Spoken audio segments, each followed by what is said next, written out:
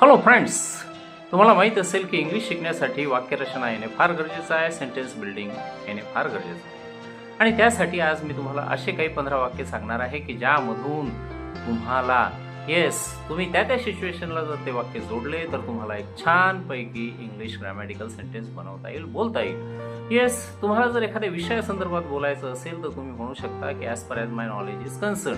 तुम्हाला जर तुमचं ओपिनियन सांगायचं असेल तर तुम्ही असं म्हणू शकता as per as my opinion is concern. As per as my knowledge is concern. दुसरं वाक्य आहे, तुम्ही तिथे असंही म्हणू शकता की अकॉर्डिंग टू मी.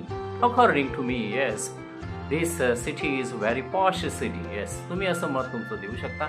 तिसरं तुम्ही असंही म्हणू शकता की आय थिंक दॅट असं तुम्ही जोडून तुमचं समोरचं वाक्य तुमच्या उत्तरामध्ये तुम्ही देऊ शकता. इंटरव्ह्यूमध्ये देखील तुम्ही आय थिंक दॅट म्हणू शकता. नेक्स्ट सेंटेन्स तुम्ही असं म्हणू शकता की broadly speaking India is a very big country. Or India is really a strong economical power. Just like that. Broadly speaking तुम्ही विविध याच्यामध्ये म्हणू शकता. त्याच्यानंतर तुम्ही असं म्हणू शकता की नॉर्मली स्पीकिंग तुम्ही लावू शकता. तुम्ही असंही म्हणू शकता की आपल्याला विविध जर अँगलनं जर इंग्लिशमध्ये बोलायचं असेल तर तुम्ही असं म्हणू शकता की I would like to say here that. म्हणजे मला येथे असे सांगायला आवडेल की I would like to say here that Mumbai is a richest city. Just like that, we can say that various types of things in various types of spectrum. We can speak just like that.